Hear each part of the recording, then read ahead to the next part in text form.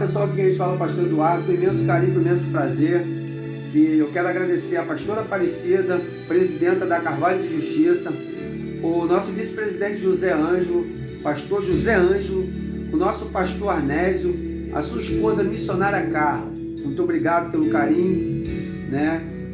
Hoje, o 24º aniversário da Igreja Carvalho de Justiça, festividade dos varões e consagração de obreiro. Foi uma honra, para a glória do Senhor, uma palavra poderosa no coração de vocês. Deus abençoe, forte abraço do teu amigo pastor Eduardo. Muito obrigado por tudo, pelo carinho de sempre. Quero cumprimentar os irmãos com a paz do Senhor. Amém.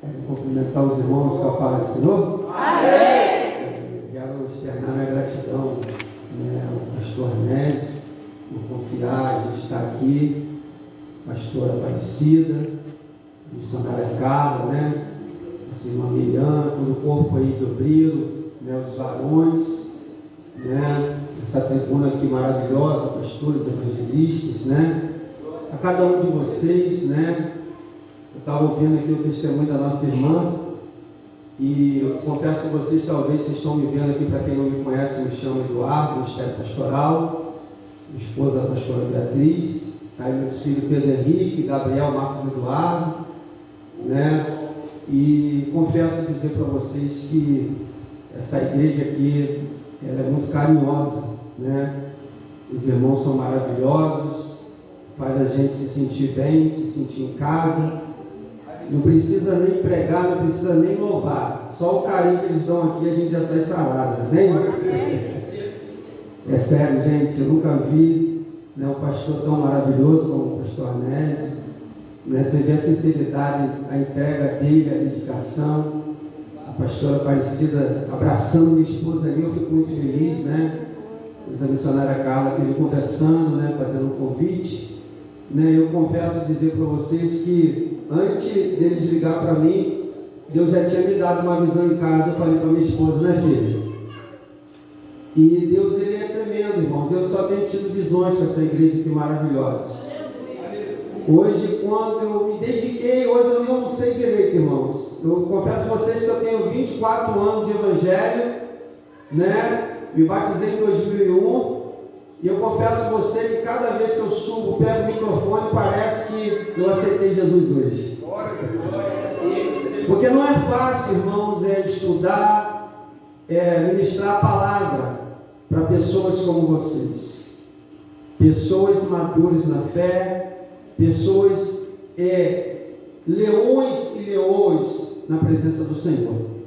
Eu sofri um problema chamado uveíte intermediário em 2011, e esse problema ele fui perdendo a minha visão. Hoje eu enxergo um pouco a claridade, Eu trabalhava em Macaé, no colégio salesiano, jogava futebol, eu estava sempre na Rádio Globo com meus amigos gaúchos, de Pelotas, que foi lá para o Rio Grande do Sul, Espíndola, Júnior Costa, Conrado, e eu estava sempre sendo honrado pela Rádio Globo. Eu entrava nos estádios, tribuna de honra, e assim era a minha vida.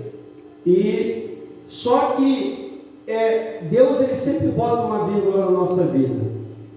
Eu parei o futebol, parei tudo, e Deus, ele trouxe novamente a gente para estar pregando a palavra do Senhor, e Deus começou a realizar sonhos meus. Eu gravei o primeiro DVD, Madrugada com Deus, depois eu gravei meu segundo DVD, A Viva Macaé, na Assembleia de Deus, no meio de mais de 10 doutores, e Deus foi honrando. Eu fui consagrado a doutor honoris causa pelo Walter, que é diretor do seminário da FATEC São Gonçalo, e ele tem um centro de ensinamento lá em Jerusalém, e eu comecei a ver Deus cumprindo a promessa na minha vida.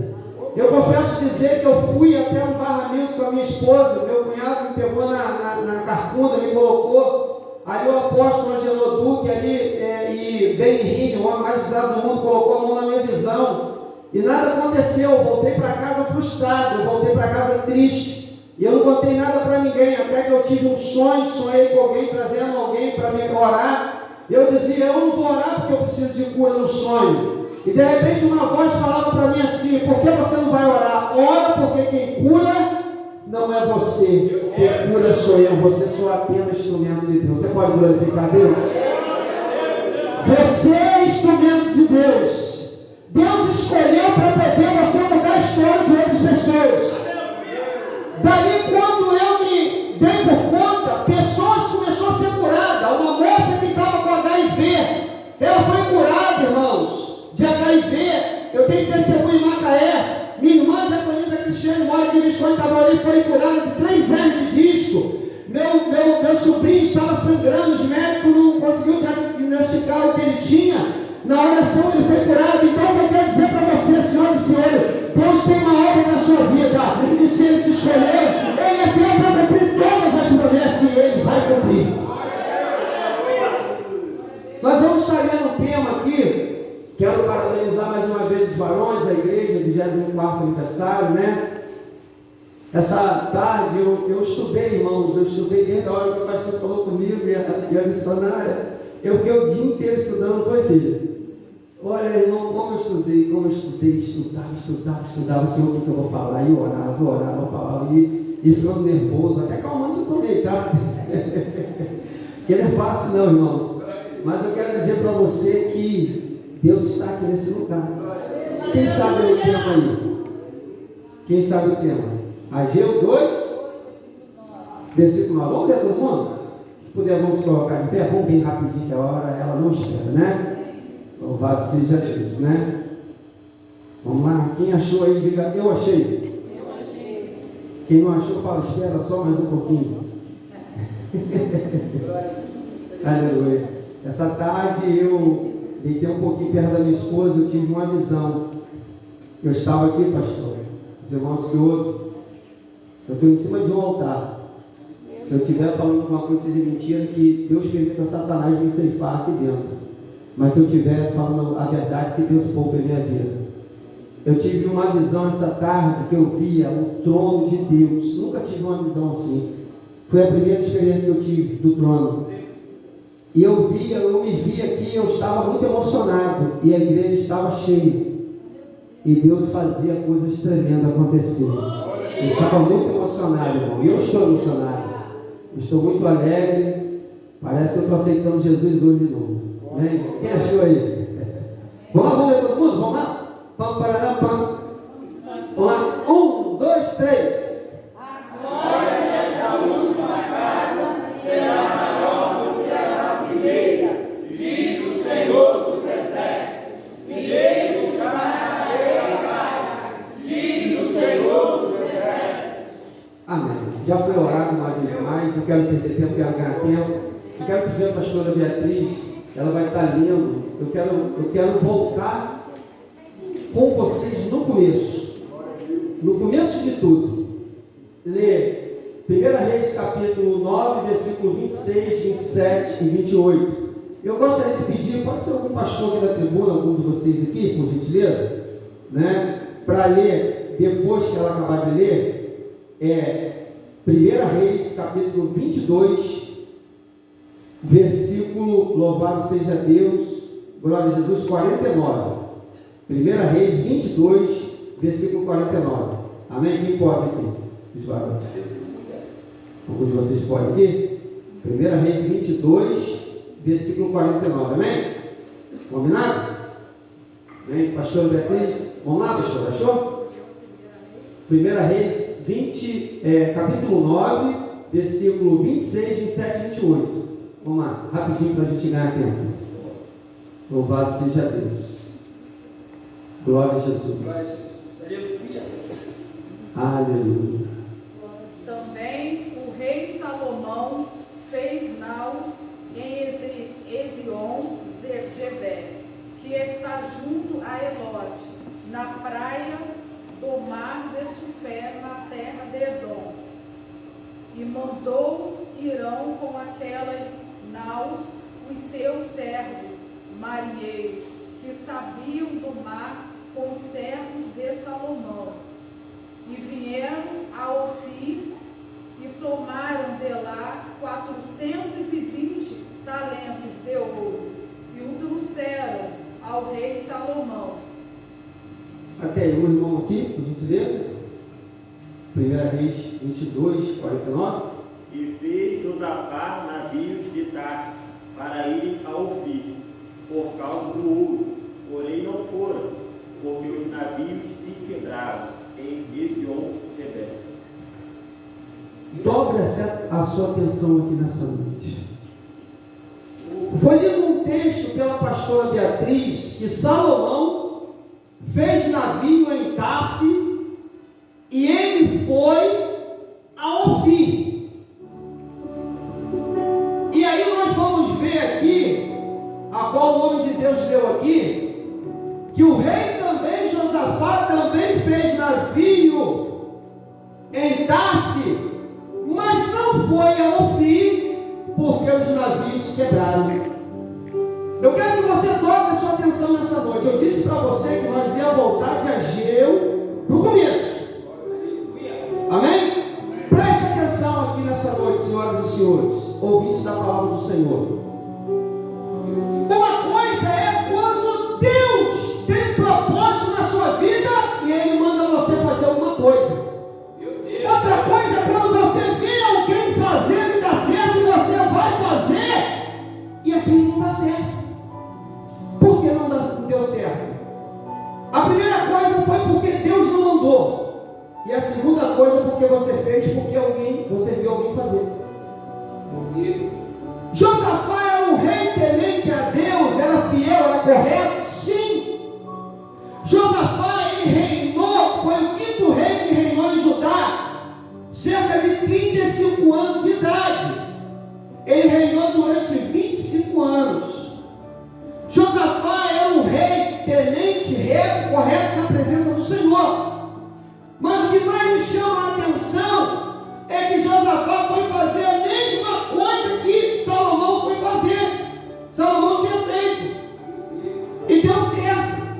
Por que deu certo com um e com o outro não deu?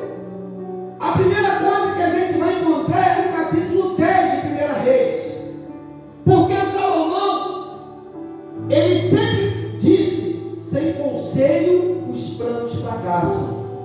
Sabe aquela pessoa que fala: ah, eu sei fazer, eu vou fazer, não vou pedir conselho a ninguém. Ah, eu sei o que eu tenho que fazer, eu vou e ninguém vai me segurar. Não tem gente assim? Você conhece pessoas assim, sim ou não?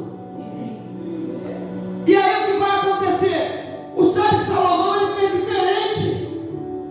O sábio Salomão, ele precisava ir ao fim. Só que ele sabia que tinha um cemitério dos navios, tinha as ondas, elas tinham um certo tempo que elas escondiam as rochas. E o sábio Salomão, ele pediu conselhos a Irã. E ali pegou marinheiros que conheciam aquele lugar. E assim eles foram. Mas quando eles foram, no capítulo 10 você vai ver que as águas daquele mar abaixavam de 3 em 3 anos. E quando as águas daquele mar abaixavam de 3 em 3 anos, dava para ver as rochas, pedra. E aí os marinheiros sabiam onde ia conduzir o navio. E os marinheiros de Salomão pega 420 talentos. E Salomão começa a construir o templo de Salomão em Jerusalém. Cerca de 7 anos ele leva para construir aquele templo. Ele chama Asaf, o levita que estava aposentado, que foi de seu pai Davi. E o que vai acontecer?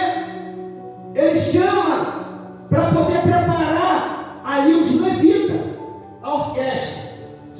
Durante 7 anos ele está preparando o povo. Ali o templo está em Jerusalém sendo construído, adornado com ouro.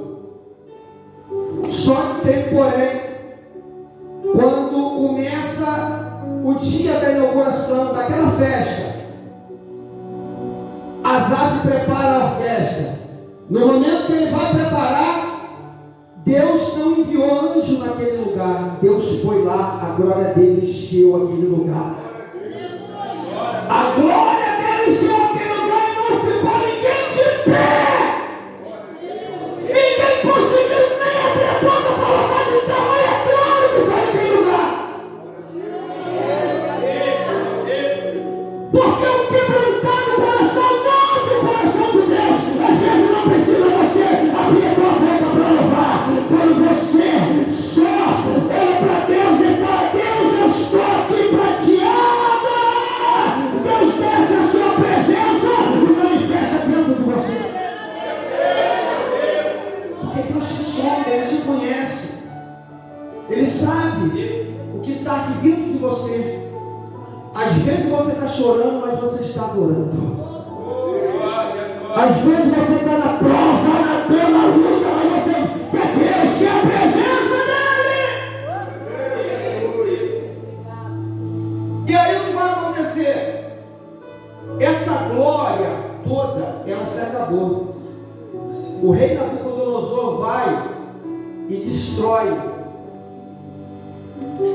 No ano 605, ele pega 30 mil pessoas, ele destrói o templo de Salomão, destrói Jerusalém, destrói tudo. E leva cativo homens formosos. Tem coisas que não está na Bíblia, é teórico. E o que vai acontecer? A esposa do rei era muito formosa, então eles castraram os homens formosos. E aí eles se tornaram eunucos. Muitos deles se tornaram eunucos, né? E ali o que vai acontecer? Eles não, mesmo assim, não se apostataram da fé. Eles continuaram servindo ao Senhor naquele lugar. O profeta Jeremias tinha profetizado que durante 70 anos o povo era levado cativo. Tudo por causa da desobediência. E depois o rei Nabucodonosor volta no ano 587, pega mais 10 mil. Pega mais 10 mil e leva. Babilônia hoje, atualmente, é um lugar chamado Iraque. E aí o que vai acontecer? O rei de Babilônia leva as pessoas a cativo. E durante 70 anos o povo ali cativo. E o que vai acontecer? Ali, o próprio profeta Daniel, que estava lá, ele lembrou da profecia. Lá no livro de Daniel está escrito isso. Ele lembrou da profecia de Jeremias. Um profeta lembra da profecia do outro, que era só 70 anos. E o que vai acontecer? O profeta Ageu se levanta para profetizar, para animar as pessoas. E ele começa a dizer que a glória dessa última casa será maior do que a primeira.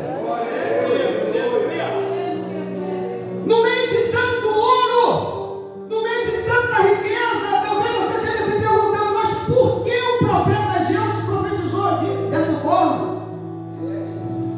Olhe para cá. Se você observar no livro do evangelista Lucas, capítulo 2, versículo 21, 22 e 23, vai falar dessa glória. Que glória é essa, pastor? O menino que vai ser apresentado em Jerusalém depois de uns muros e depois do lugar ser reconstruído. Quem é esse menino? Jesus Cristo. Jesus Cristo vai ser apresentado em Jerusalém depois que tudo foi reconstruído. Quem está pegando isso aí?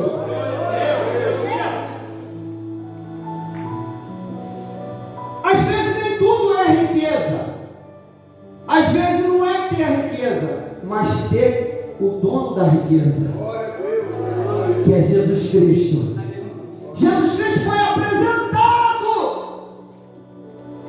no capítulo 2 de Lucas, versículo 21, 22, 23. Você pode conferir aí. Estou te dando um respaldo bíblico para você. Isso está na Bíblia. O que não tiver na Bíblia, que for teórico, eu vou dizer para você.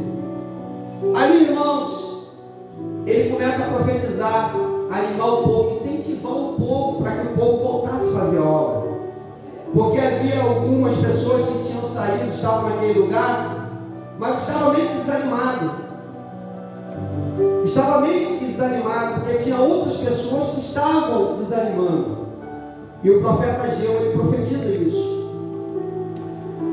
Aí eu gostaria que você viesse comigo O profeta Ageu, ele profetiza, e nós sabemos que Esdras, ele foi chamado por Neemias. Eles colocaram um púlpito na praça, um púlpito de madeira, no meio de uma praça pública, e ali eles começaram ali a mencionar a palavra do Senhor, e começaram a dizer: ide, comei carne gordas, bebida doces, enviai porção ao que não tem nada preparado para si, porque esse dia foi reservado para o Senhor, e a alegria do Senhor é a nossa força. Coisa linda! O que ele traz um levante para aquelas pessoas que estavam desacreditadas, pessoas que estavam achando que tudo era o fim, tudo estava perdido, e ele está dizendo: nem tudo está perdido. Nem tudo está perdido. E ele começa a admoestar, ele começa a levantar aquelas pessoas, né? No ano 586, né, Nabucodonosor tenta voltar de novo de Jerusalém, e ali, louvado seja Deus, Ismael pegou as pessoas que sobraram lá, pessoas doentes, acamadas, e correu com elas para o deserto, para elas não serem destruídas, porque o rei só queria pessoas fortes, formosas, e automaticamente ele ia destruir aquelas pessoas. E são essas pessoas que Deus ele quer mudar a história. Tem pessoas que podem estar acamadas, podem estar no leito do hospital, podem estar ali, pode estar desencarnada pelos médicos, mas são essas pessoas que Deus quer. Glória a Jesus, aleluia. E ali ele leva aquelas pessoas para o deserto. Mas olhe para cá. Eu não quero tomar muito tempo por causa das horas, né? Que a hora passa muito rápido. O rei Nabucodonosor, ele pega o rei. Havia uma profecia no livro de Jeremias, capítulo 28, do 1, se eu não me engano, diante, uma falsa profecia sobre o rei. Ele voltaria a reinar em Judá, e não aconteceu.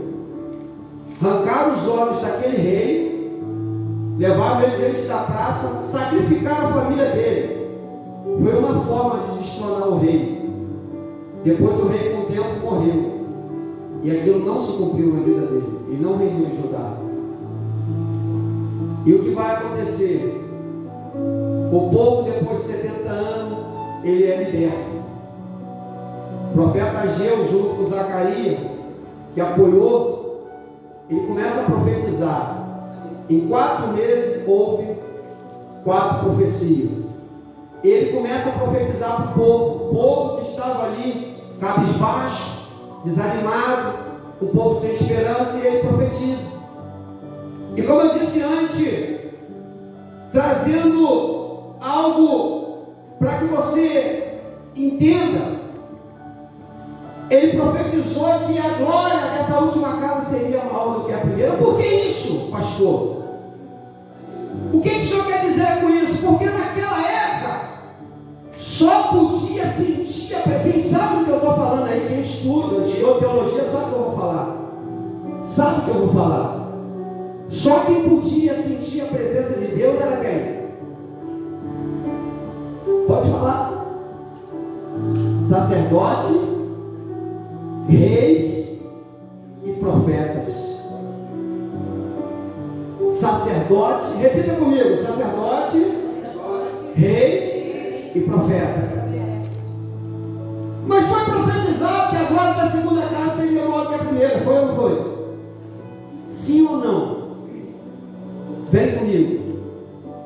Jesus cresce, cumpre a missão dele na terra,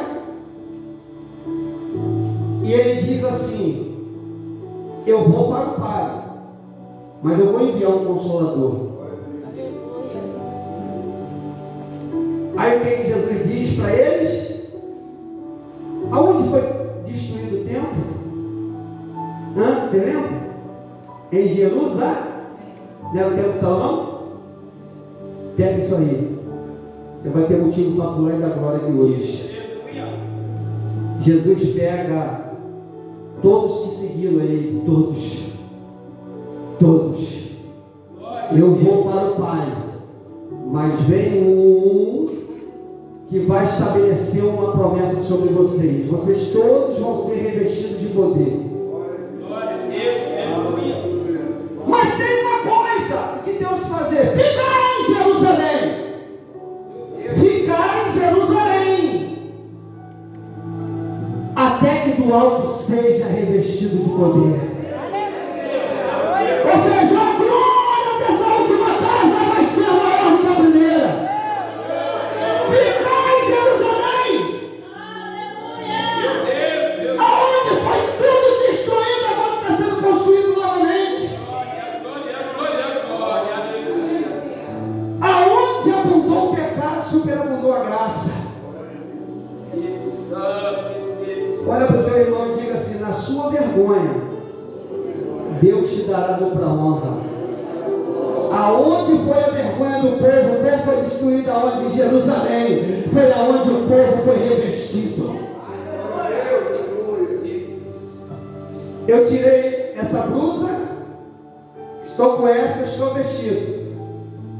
Mas eu estou com frio. Eu coloquei essa, eu estou revestido. Você pode dar glória a Deus por isso?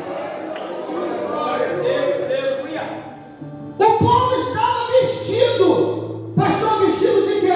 Eles andavam com Jesus. Eles aceitaram Jesus, eles estavam vestidos.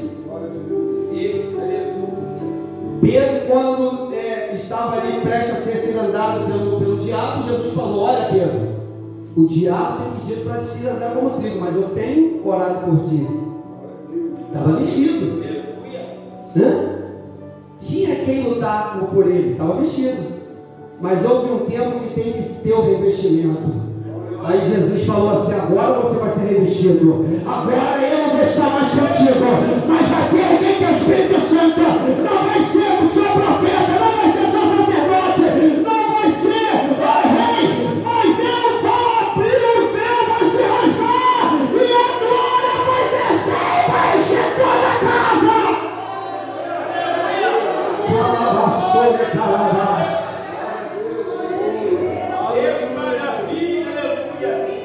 O povo ficou em Jerusalém e começaram a clamar: manda Jesus o revestimento, manda. Eu quero que essa glória dessa última casa seja maior do que a primeira. Manda Jesus. Manda um dia, 2 dias, 3 dias, 4 dias, 5 dias, 6 dias, 7 dias, 8 dias, 9 dias. No 10º dia não veio. Não é que veio vento impetuoso e ninguém conseguiu ficar de pé naquele lugar. Caxalabas.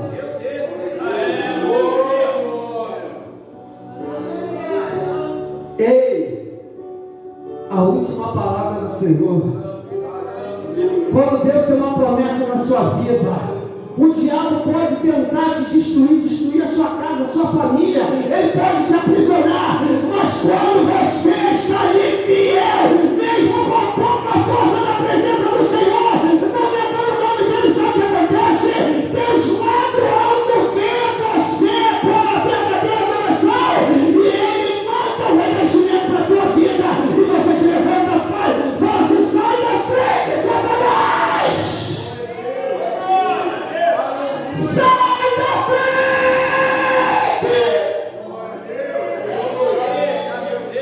Caxalada palavras.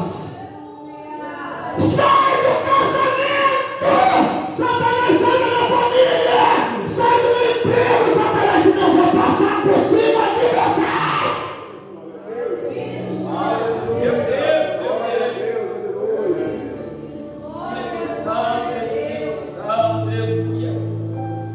Vou tomar tempo não.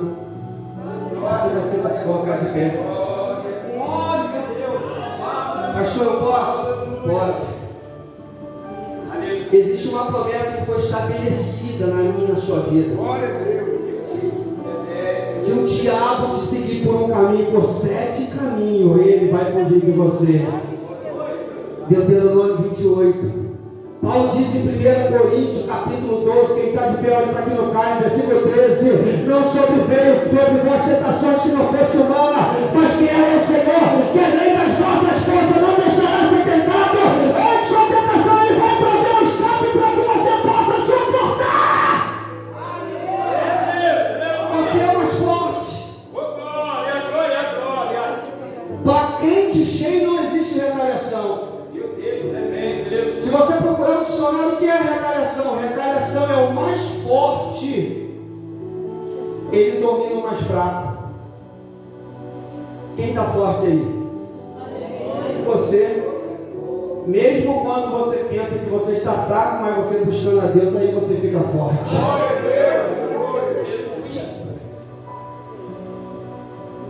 Não é verdade?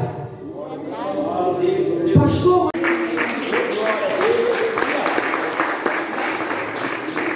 glória a Jesus. Os irmãos são os candidatos a ser consagrados nesta noite como diáconos da casa do Senhor. É uma posição importante, Tiago. A Bíblia diz que quem deseja o episcopado, excelente coisa deseja. Ô glória, quem deseja trabalhar na obra do Senhor é bem-aventurado. Vou deixar apenas um versículo aqui, sem perda de tempo, é rápido, tá, irmãos? A gente está correndo por causa do tempo. Diz assim uma palavra em 2 Timóteo, capítulo 2, Paulo falando a Timóteo dessa forma: tu, pois, meu filho, fortifica-te na graça que há em Cristo Jesus. E o que de mim entre muitas testemunhas ouviste, confia a homens fiéis, que sejam idôneos para também ensinarem a outros. Sofre, pois, comigo a aflição como um bom soldado de Jesus Cristo. Ninguém que milita se embaraça com negócios desta vida, a fim de agradar aquele que o alistou para a guerra. E se alguém também milita, não é coroado, se não militar legitimamente. Amém? Amém. Até aqui não vou ler mais não, mas a palavra foi pregada nesta noite, e o nosso coração está cheio da palavra que foi pregada, mas aqui está essa advertência, essa instrução de Paulo ao o amado Timóteo.